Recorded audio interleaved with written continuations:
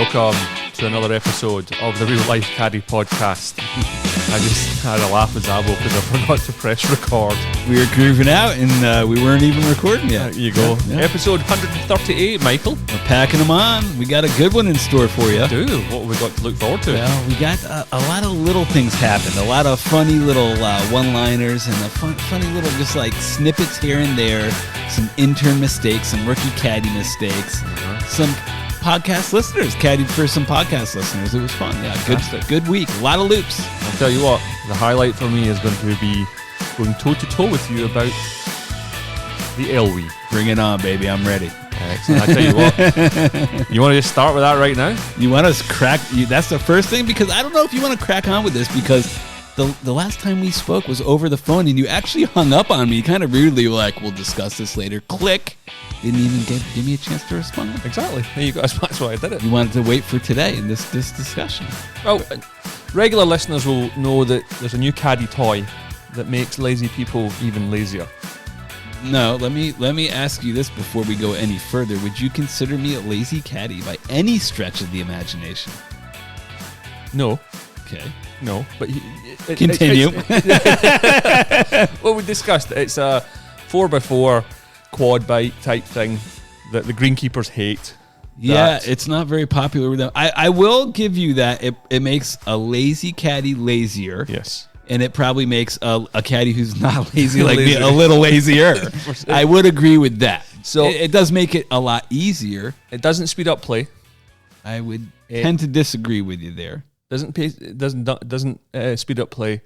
It is definitely not going to enhance the golfer's experience, and it certainly isn't about caddy welfare. So there must be an ulterior motive. So that's I think it is about pace of play from their eyes. It is about pace of play. But it's not changing anything. I think it's definitely helping out the caddies who couldn't walk, weren't able to do it. I mean, it's not helping. It's helping a guy like me because it's less wear and tear on my body. I've been going twice a ton, working a lot more, so it's going to have caddies more willing to work a lot. And the caddies who are unable to carry, they are loving that machine, loving it, 100%. And personally, I'm loving it you too. You have done a full 180. I kind of have, yeah. I was firmly against it when it. But the thing is, once you use it, have you used it yet? No, I'll never use it. So since caddy. The last episode, he's changed his mind. You said I will use it. Maybe I'm probably not going to use it for a request loop. Probably won't get many opportunities, but I will use it on maybe a job. Never going to happen. You're never going to use it. You're never going to see me in that. Why is that? I think they're garbage. I can't. I ran a poll on Spotify. You did? Yes. Okay. On a Spotify poll. What were the results? How many? Yes. First of all, what's our pool? How many people responded? I don't know. I never even looked at that. I just me and another guy. It said, would you tip a golf caddy less if he drove an Ellwee? And what were the results? 75% would tip less. Honestly. Yes, that is an honest. Now, I did turn to Twitter. I took a video of a guy on one, and I asked the question on Twitter, would you pay your caddy less? And I would say it was probably more like 50-50. Yeah, I've used it a number of times. I haven't seen much disparity as far as tips before or after. I totally get why people are using them. I was with a guy. He drove past the greenkeeper who was filling divots, and he just looked at me as if life was over. The greenkeeper, he just watched the guy going by from right to left. Yeah. They're forcing this on us. And he looked at me and he just kind of shook his head, in defeat. I don't mind carrying the bag. I would prefer not to with this system in place. It is so easy and there's no wear and tear on the body. You can do your job. I would say better. You can get back and forth between players a lot easier. I have seen a lot of caddies on them. They don't even get off the cart. They don't get off the cart to hand the player clubs. They sit on it. They shoot the number. They reach in the bag, and at least I make a production out of it. I get off it, clean their club, shoot it when I'm standing off it, reach in the bag, and then I get back on it and ride away. But yeah, most caddies don't even get off the thing. That's an issue. It's the visual for me. So we've discussed this many times before. Mm-hmm. You take a golf cart. Most of the people I caddy for are party boys. They come out, they drink a cocktail, they listen to music, they have cart bags. They're maybe a little girthy. Their doctor probably would say, listen, if you're going to go to the resort for 4 games of golf, please don't walk all 4. Yeah, take right? the cart. So it's a natural thing. We could have a double from a cart and turn it into a 4 caddy for 2.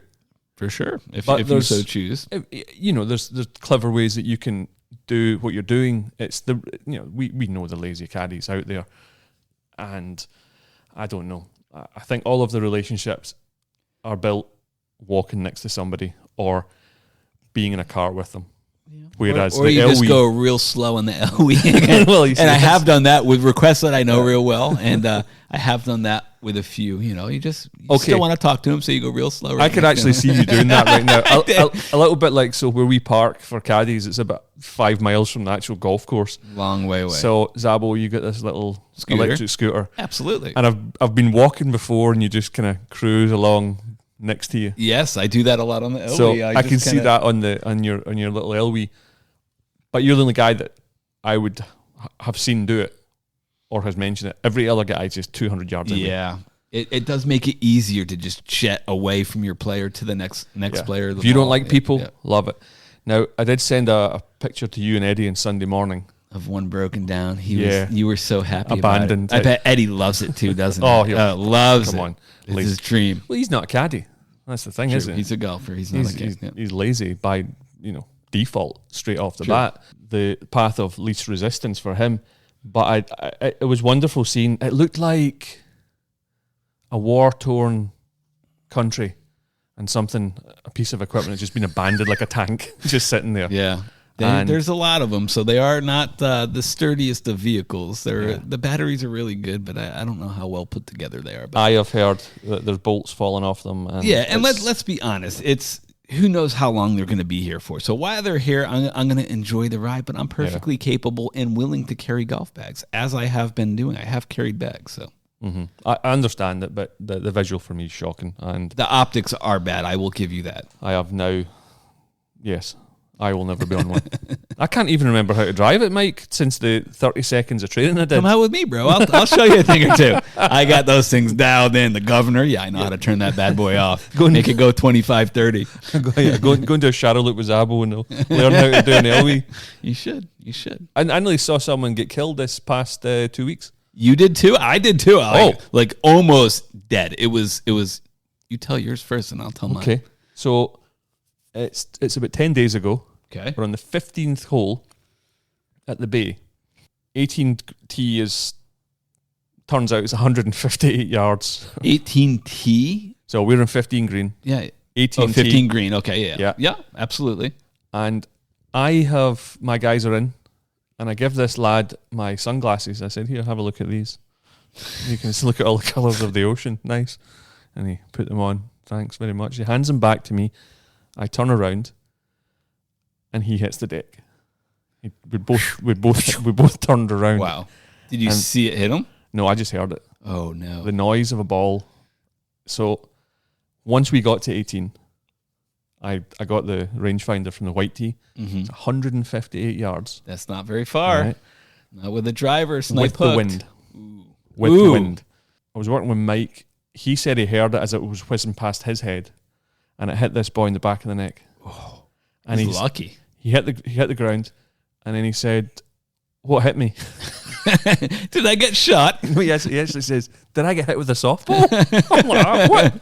I thought, a softball? What's like a baseball, isn't it? Yeah, it is a big one. Big one. I was like, okay, he's lost. Yeah, and a little concussed. Then he was trying to get back up. He said, "I'll play on." I said, "No, you're not." Hell no, you're not playing on. I'm doing a single the rest of the way. You get your ass in there. So, well, I decided, hey, listen, the liability of this is huge.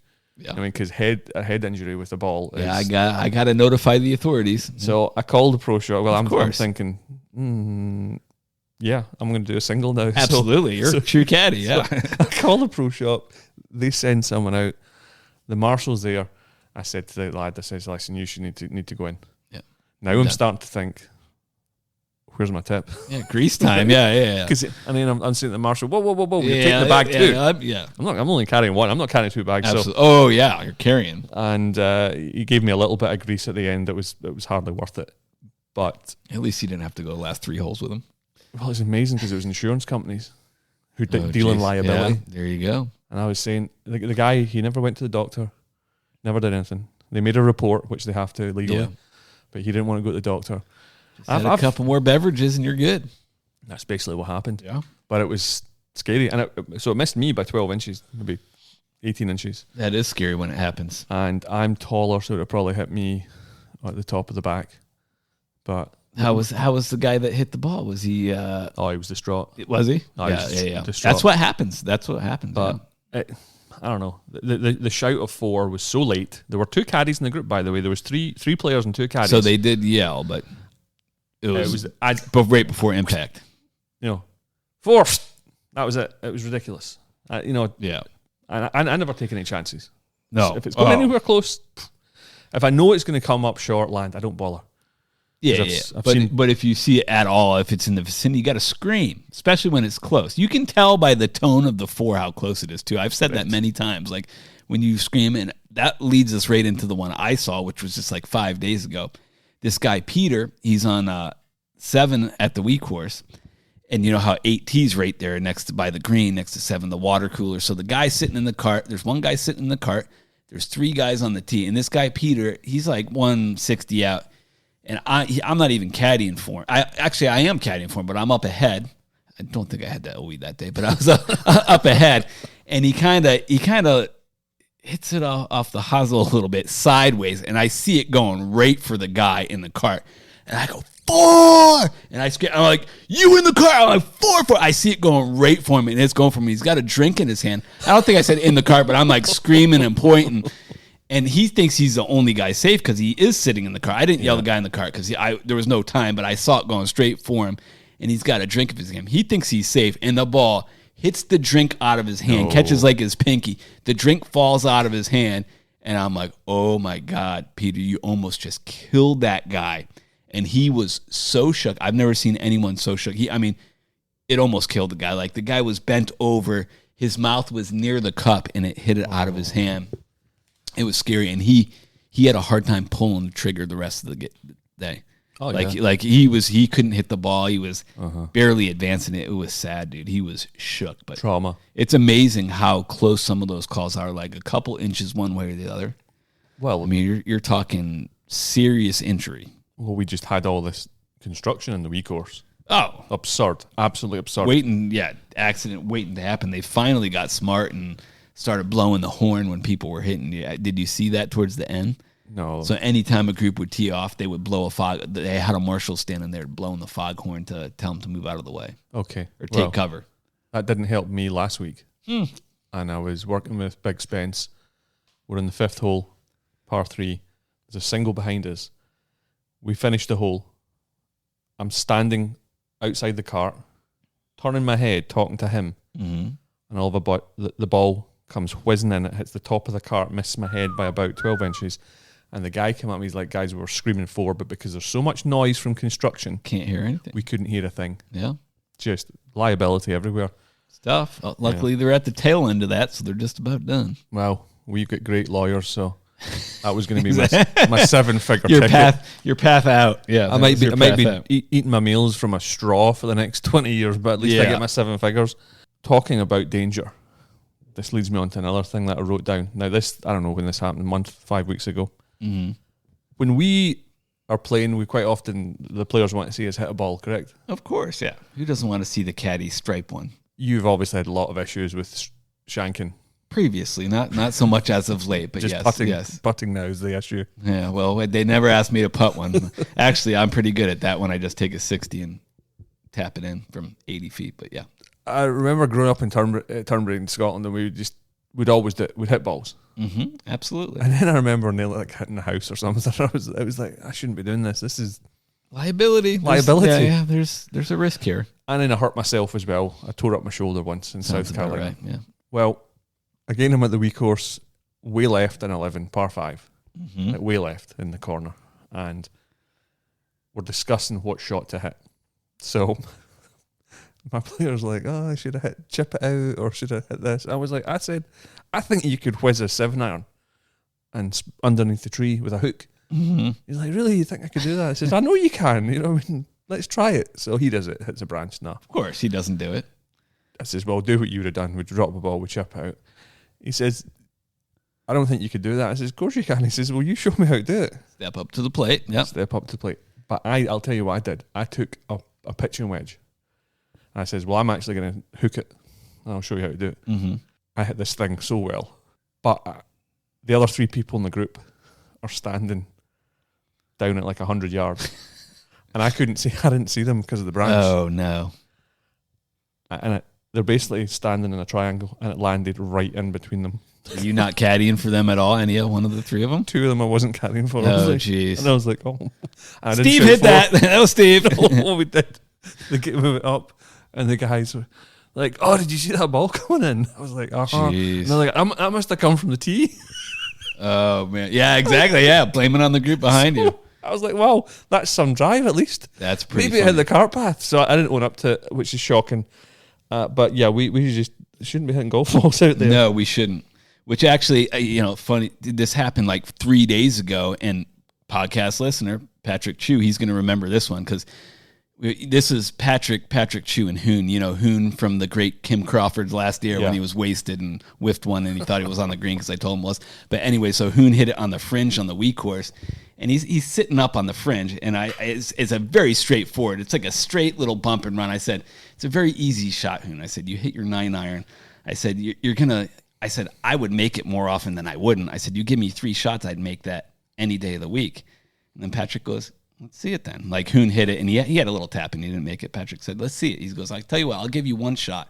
If you chip it in, I'll give you $20. I said, done. Give me the 9-iron. Step up, boom, boom, chipped it in. Took out a 20, paid. Oh, nice one. Went according to plan. I didn't think I was going to chip it in on the first try, but it was actually a good one. I chipped it in. Yeah. You do have the best hands in the PGA Tour. Well, my short game is of an elite level, as you know. Other than my putting, my chipping is pretty good. But that one worked out. I did chip that in. Patrick, podcast listener, he'll remember that. You'll remember that? Yeah. Now, have you played golf since? No, I haven't touched a club other than that little 9-iron chipping. That was the only shot I've hit since the infamous 91 I shot. PTSD? Yeah, it's bad. Well, it's not bad, but I've hung it up for a little bit. I'll get back into it, but I've hung it up for a bit. All right, but now that we're on the subject of Patrick Chu in town, I got to drop some gems from that week because it was another amazing week. You remember that Hoon had the Kim Crawfords last year. So, Kim Crawford make canned wine? Canned wine. And he was doing the rosé canned wine. And last year, just the brief story from last year, he got wasted at the big course off Kim Crawford's, and he could barely stand up. And he was whiffing it, and then he whiffed one on 15 in the bunker, and he looked at me and goes, Mike, where is it? And I said, Hoon, it's perfect. It's on the green. It's up there. He's like, great. So I hand him his putter. He starts stumbling up to the green, and I get the ball out of the bunker, rake the bunker, throw the ball on the green. He's not really looking, and he's like, where is it, Mike? I'm like, Hoon, it's 15 feet right there. You're putting for birdie. He's like, yes. So anyways, Hoon and Patrick are back this year. They don't sell Kim Crawfords anymore because it was the first thing he asked when he went up. He's tragic. Like, what do you have in the canned variety of wines? So they had a canned Chardonnay, and I'm not even making this. You can look it up. The name of the Chardonnay is Just Enough. Just enough. Just enough. Perfect. There's nothing better for a caddy to play on than just enough. I mean, there's so many ways you could do that. So Hoon would stripe one. It would barely carry a bunker. I go, Hoon, just enough. Barely trickle it into the hole on a birdie or par, but just enough, Hoon. So we were playing with that all week, and it was just laughs. And Hoon, Hoon, he can hit it, but he's not the greatest player. So he shot 83 at the wee course, and he said, tomorrow, last day, big course, 88's my best round ever. I want to beat that. And it was kind of a magical round for Hoon. He shot 77. 77, okay. Holding out every putt. Legit. Didn't take a mulligan. Breakfast ball? No breakfast ball, and he didn't take a mulligan. Yeah, it was. I know. I was surprised too, to be honest with you. He was lights out, and he's so fun because he gets so excited about it, and he's making all these putts. And then 18, he had a double. He had 3 shots in a fairway bunker on 14. His third one out was to 220 yards. He hits his 3 with maybe 210. Somehow he striped it to about 15 feet, ended up making double. But it was legit. He had 3 shots in the bunker. I thought he was going squirrely from there. But then he holed a 25-footer on 18 for par, shot 77. It was, congrats. It was unbelievable. But Patrick, good podcast listener, You can tell when guys are listening to every podcast. Day 2, as a matter of fact, the first day I should mention, he heard about the Ellwees, and I was like, hey, Patrick, what do you think? He's like, No chance. nah, we want to walk it today. You can carry the bag. So I did carry the bag first day. Once he saw the Ellwee in action, he was like, why don't you go ahead and take that? That's fine. But anyways, second day he shows up. I don't know if you remember, I lost my Groove It brush last year, probably a month after I had it. I may have one for you. Well, that's funny you say that because Patrick bought me one. Oh, well, you don't he's need like, it then. he's like, open the bag. Well, I might lose that one. You might want to keep that one just in case. But yeah, he bought me a Groove It brush. It was great. I've used it my last 3 loops. It's been great. Isn't Hoon the dude that brings like the file of facts with all these notes from the previous? He does. He brings the book and he wants to know all this. But it was funny this time he didn't ask anything other than, Mike, what club should I hit? And I would hand him the club. I'd say, hit this full, hit this 3/4. Did it every single time. How many years have you been working for him then? 5 or 6 probably. Slow learner. Yeah, well, for Hoon, that's pretty quick. I had some boys this last weekend and they just, what should I hit? What do you want me to hit? Just complete control. The guy said that this is what you do. Yeah, that's the way it should be. I said, this is fantastic. And that was day 1. Well, that's the way it should be. And trust your caddy. Get to know him and trust your caddy. Patrick's been doing it for years. He knows to trust his caddy. Actually, we had a couple of different caddies that were caddying for his brother and another guy, the new guy that was here this year. And one of the last caddies who came with us the last 2 rounds, we were on 13 at the Wii course. And the other guy, he was a Canadian guy.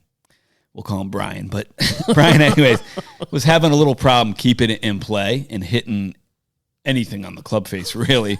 And he goes, we're on 13 at the Wii course. It's a long par 4. And he said, I just want to go to my 3-iron. Let me just hit my 3-iron. And the caddy said, don't want to do that. Not here. And he's a new guy, but he's actually a pretty decent caddy. He's like, you don't want to do that. This is long hole. You really want to hit. No, I'm not feeling my driver. He's like, no, you have to hit your driver here. It's the longest par 4. And I'm like, wow, you don't really say that. When somebody really wants to hit a club, veterans know. If you don't talk them out of it. Yeah. And luckily, he hit it okay, but we're walking on the hole. Patrick's like, what do you think about that back there? Was that kind of a rookie mistake? I was like, you caught that, didn't you? He's like, yeah. He's like, what happens if he hits that bad? I was like, that's like game over for the caddy if he hits it bad. Yeah. That's it. But I was proud of Patrick. He's paying attention. He's a sharp guy. Yeah, whenever you talk someone, it's the personality, actually. If you have someone that really allows you to be in control. Yeah. Tell me what shot to hit. Exactly. You got to know who you're dealing with. Like the weekend, I have a guy that hits everything. He chips everything with a 56 degree. Mm-hmm. And he hits on a par 3, he hits his A wedge. So, of course, off a cart, I only bring his putter. I forget to bring his sand wedge, right? Of course. This here. I quite like, and I did actually quite like the A wedge to play a little bump and run. Mm-hmm. And he goes, oh, okay. I need my sandwich. Of course. He said, I just can't hit that shot. I can't hit that club. I'm thinking, what's the difference between an A wedge and a 56? It's 4 degrees. You can hit that club. You choose not to. But that was that was never going to work because he's so set. He's got it in his mind. That's what it is. Yeah, that's a great example of difference between a rookie caddy and a veteran. It was quintessential, really. I was like, wow, that was perceptive of you, Patrick. But I was cringing when this was going down. I'm like, oh, he better hit this driver like in play. If it's out of play, we got issues these last 6 holes. This could go bad. But luckily he hit it way right in the rough, but it was in play and he hit it pretty good. So thank God. Funny. I'm sure I've been with you before where that type of thing's happened and one of us has looked at them and gone, oh, this thing's going to... I should never open my mouth. Bad news, yep. Zabbo, we're already done with caddy stories. Wow, we packed a lot in there. I know. It's fast moving. We're going to have a short break now and we'll be back with some fan mail, some mailbag questions and shout-outs. All right. 4! If anyone actually has statistics out there, you should email them in or text us because about how many people die a year on a golf course from getting hit. Yeah. Serious. Like that's horrific. I'd say, my mathematics, I would say about 0.2% of all golfers die per year. Yeah. Do you want to start with questions or fan mail? Surprise me. Oh, okay. Fan mail it is. Okay. Let's have a look at some fan mail. So It's a new thing you can do with podcasts. You can probably do it with other podcasts as well. Let us know you're listening out there. Send us some fan mail, some hate mail, whatever you got. Yeah, so if you go to the podcast notes, at the very top, there's a link. It says something like, text the boys. Something like that, isn't it? Yep. Yeah, you can click right on it. Sends directly to the podcast, so hit us up. This one comes from Garden City, New York. New Jersey. This is Garden City, New York, mate. Okay. I could be wrong. I thought Garden City was in New Jersey. That's what I thought as well. Okay. Keep up the good work, boys. Big G, stay off the Balfour Beaties, mate. The what? Okay. Do I have to correct your pronunciation once again? Repeat that. He says, you sound more sweetie than Tiger on the telly. Sean from New York. Right, okay. So this was a story. You got to stay with me in this one, okay? Okay. In Scotland, drugs are known, like pills, are known as sweeties. Oh, sweeties, like yeah. Candy. Mm-hmm. And we do a lot of rhyming slang in Scotland. Mm-hmm. So the hula hoops, the troops, your gunslinger, your finger. And what they called the sweeties was the Balfour Beaties. Now, Balfour Beatty are a huge construction company. Okay.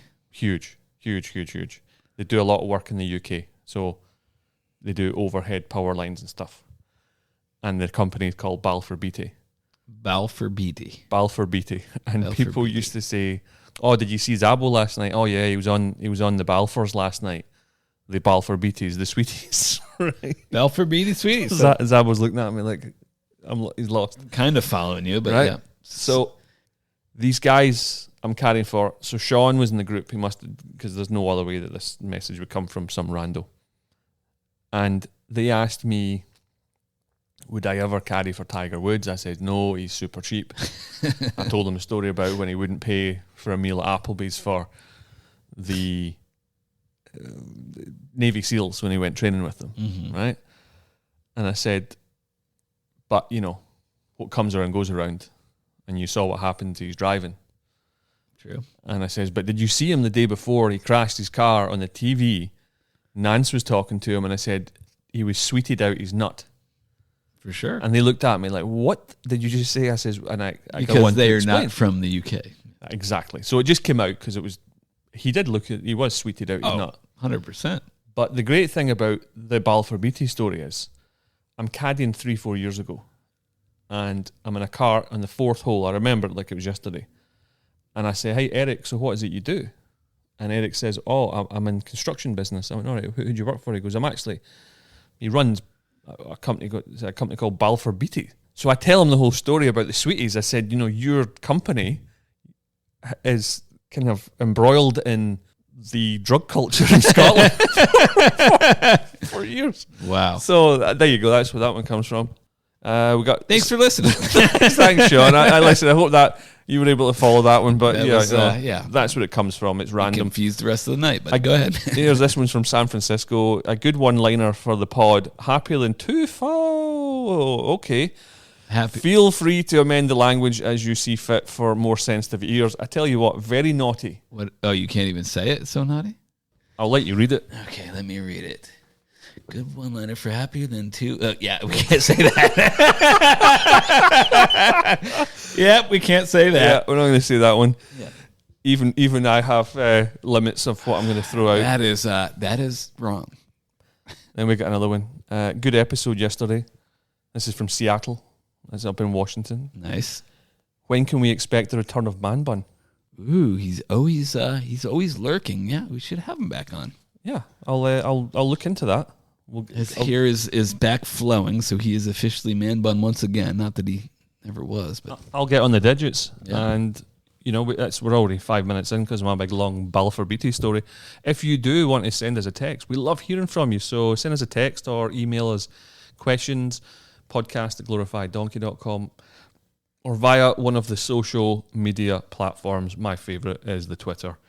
Fantastic stuff. Great debates. Mm-hmm. We have to talk about this past week. We get questions, you know, we have mailbag questions. A guy by the name of Mr. Peterson, he contacted me on Facebook, and then he actually emailed it. and he is involved. He starts talking about Tony Finau. The whole Tony Finau situation. I've heard about this where Tony, you know it better. Heard about it for years. I mean, it's very common in that world. And Tony Finau and his brother Gipper, for that matter. What? Sorry, Gipper, his brother. His brother's called Gipper. Gipper, yeah, he still plays in events. I mean, he's not nearly as good as his brother, obviously, but at the time they were both kind of even back in the day when they were up and coming. But I wouldn't be surprised if those guys gave him money too.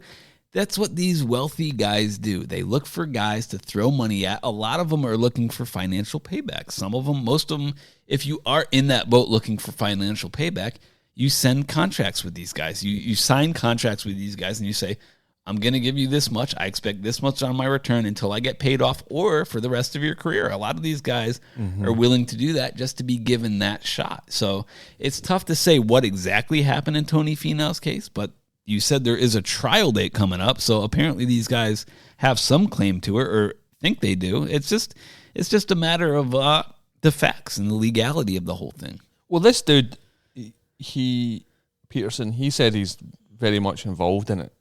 He himself is involved in it? Yeah, he knows 5 people involved in it. He says they've got loads of witnesses. He says that someone lied in an affidavit or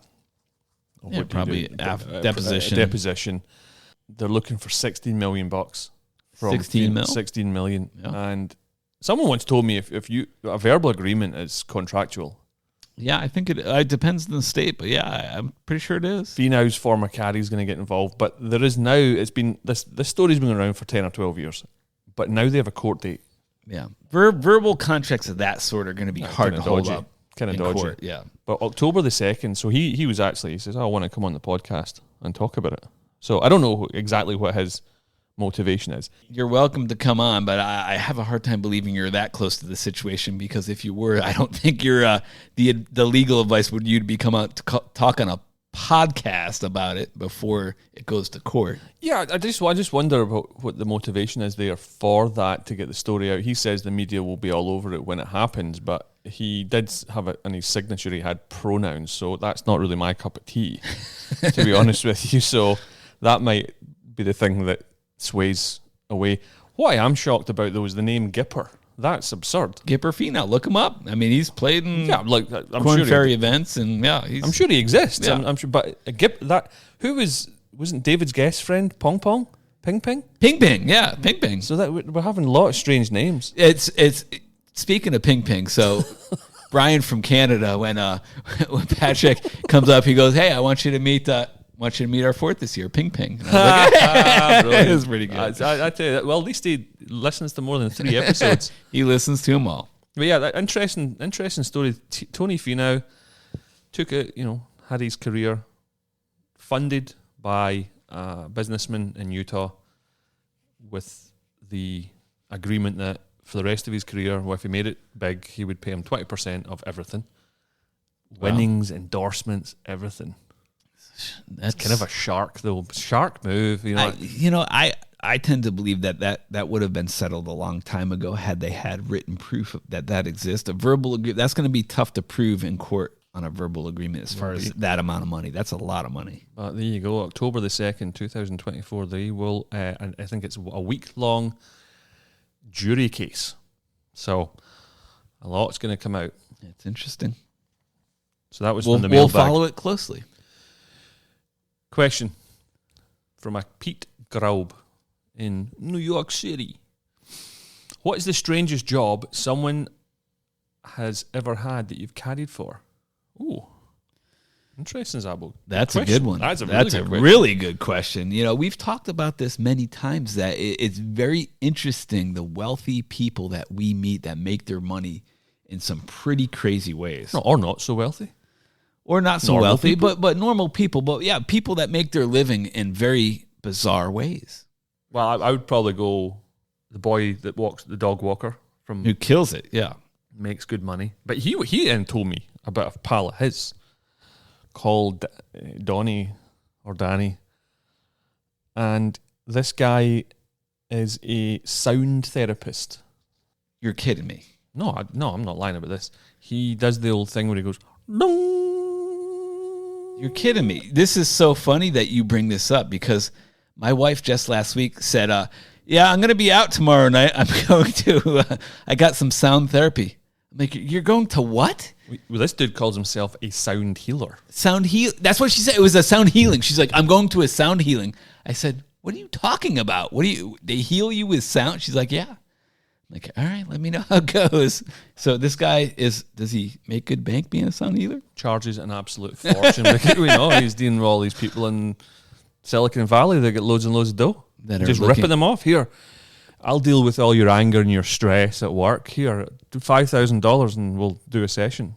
That's pretty interesting. I don't know how much it is, but it's a lot of money. I think it's 4 figures a session. Yeah, I can believe it.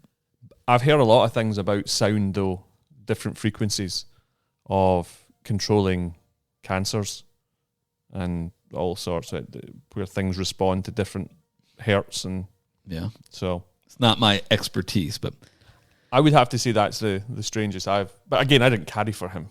Yeah, I off the top of my head, I'm having the pool player. The pool player? Yeah, you had the professional pool player. Oh, Jeanette Lee back in the day, the Black Widow. Yeah, I mean, the Black Widow was legendary. She's one of the best pool players of all time. I mean, best female pool players of all time. But I mean, she's probably one of the most well-known pool players that has ever played the game. Really, I mean, she was incredible back in her day. But yeah, that's a pretty interesting way to make your millions, just playing the game of pool and being that good at it. Caddied for some guys who their livelihood was cleaning up crime scenes. Like after the police are done, come in and they killed it. Yeah. Killed it, cleaning up crime scenes. That's their whole business. And business is good wherever they lived. I think they lived in a high murder area, but yeah, crazy. That's crazy. Lots of ways to make money out there. Next question.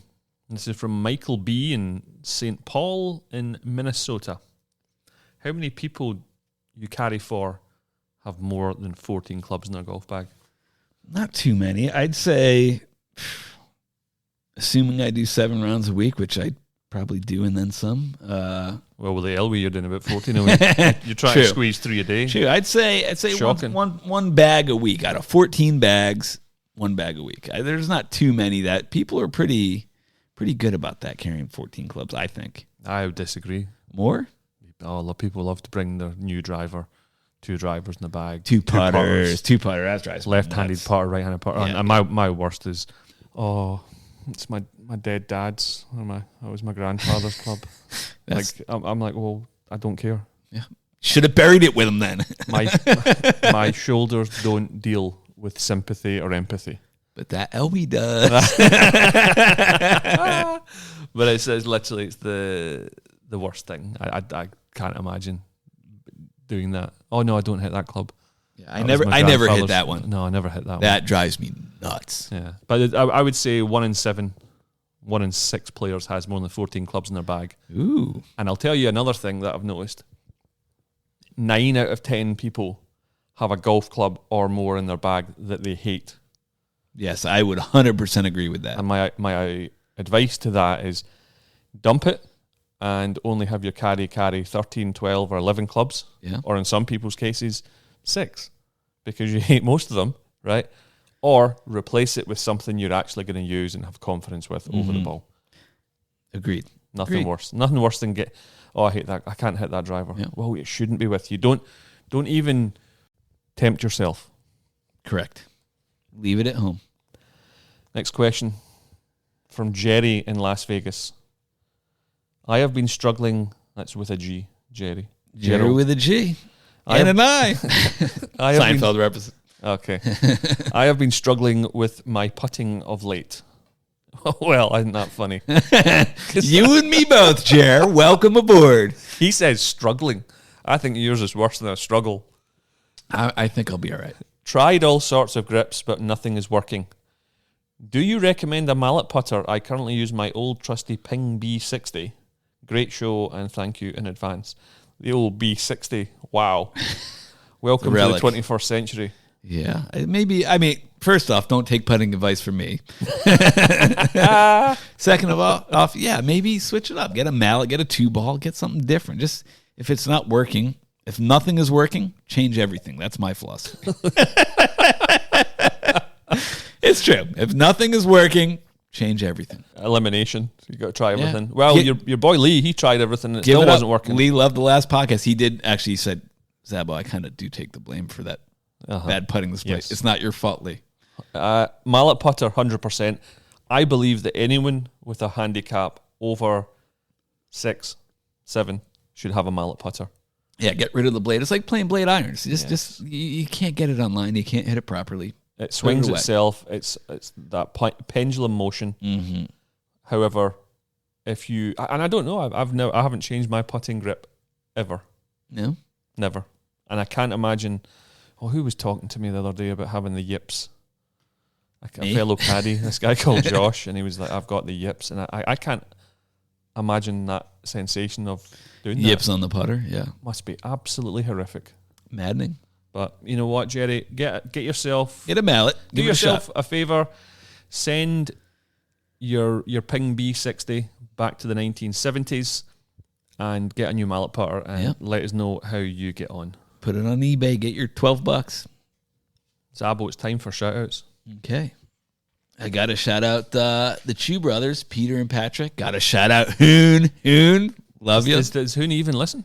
I don't know. I think he does, yeah. See, I don't like to shout people out that don't listen. I think Hoon probably listens when he knows he's going to be on, so. Yeah, you see, that's not on for me, so I'm gonna scratch that one. All right, Hoon, you're no longer done. Shouted out. Patrick, big shout out to you. Hoon, you got to start listening if you're going to regularly, more than once a year. I got to shout out my friends. You know, there's a lot of people that I've caddied for in the last 2 weeks that it was like the last day of their trip and we really hit it off.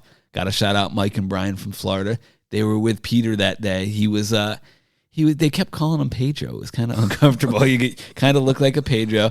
His name was Peter. They kept calling him Pedro. And I'm like, I pulled Mike aside. I'm like, you racist mother effer. I'm like, you're from Florida. You racist. His name is not Pedro. It's Peter. But at least he was calling Pedro, not Pedo. That's true. But got to shout those boys out. A lot of fun with those. Got to shout out my buddy Kurt I caddy for. Kurt, he's an interesting one from Sacramento. A lot of fun. It was, again, the tail end of, he was here for like 3 days, but we hit it off. He had this bomb of a putt that he didn't make, but he was like 80 feet, and I was like, all right, it's dead straight uphill, hit it for him. And he goes, hey, what do you think would happen if I hit it 2 feet left? And I look at him, and I look at the other people in the group, and I'm like, you'd probably miss it 2 feet left. I just told you it was straight. And it was just, people are comical sometimes. It's like, I just told you it was straight. You want to know what happens if you hit it left? You miss it left.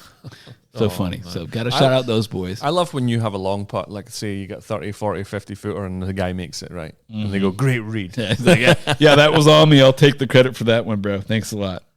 Anyone else? Or can I move on? You can move on. Remember I said to you, I got the book out. I'm going to shout out a fellow caddy that listens religiously.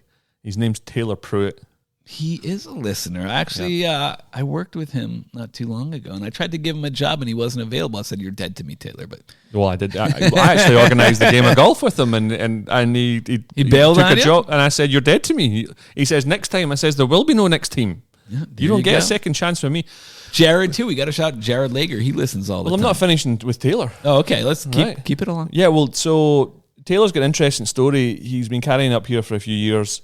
I think he'd been down south. And he basically became a caddy because he had a failed WNBA career. He couldn't make it. He's a very tall man and did basketball for a while. Yeah, and he couldn't make it on the WNBA. He changed his pronouns and everything, yeah. Yeah, he changed his gender. So, yeah, Taylor, that's for you. Another caddy, Cody Washington. Is he a listener? He is, nice. Yes. I'm out working with him. First time I'd ever been working with a guy. And all of a sudden, in the 10th fairway, he drops a couple, and I'm like, oh, you're a listener. And he's like, yeah. Funny. He said, you gave me your card like 3 years ago. And I was like, I know him, and I haven't really talked to him much, but thanks for listening. Great lad. Yeah. And I also have to give a mention to David from Glasgow. So do you remember, I told you that I met a Scottish guy. I'm walking down the hill to the big course with Casey Boynes. Mm-hmm. And this guy shouts over, Scottish accent, he's playing your par 3 course. Good man. And I went, yeah, good ear. So we get talking. I said, here's the podcast card. Yeah. Listen to a couple of episodes. Sent me a message. We ended up meeting up for a couple of pints on his trip here. He currently lives in upper state New York. Nice. When I went back to Scotland, he was in Troon. Nice. Visiting his mother. I was visiting my mother. There you go. He came down to the house for an afternoon. Cake, tea, and some sweeties. Some Balfour Some sweeties, yeah. Right? He Beaties. He texts me this week and he says he bumped into his old landlord and the landlord's daughter was with him and she's from Monterey. Wow. It turns out she's called Liz and her best friend is Casey Boyne's wife. No way. What a small world. Can you believe that? The world is very small, my friend. Unbelievable. And then he said, I just remembered then that Casey was with you. That's pretty crazy. That is super random. The connections. So there you go. If you guys want to shout out, email us, send us some fan mail, and make sure and go back and listen to the previous 137 episodes if you are new to the podcast. We do love to hear from you. Michael will be back in a couple of weeks with another one. Mm-hmm. Good to be here. I want to hear an update on your putting. For sure. If I even pick up the game ever again, I'll let you know. Oh, with all that Ellwee action. With all that Ellwee action, you have no time. That's true. So thank you for your time as always, Mike. You're welcome. Thank you. We'll catch up with you for the next one.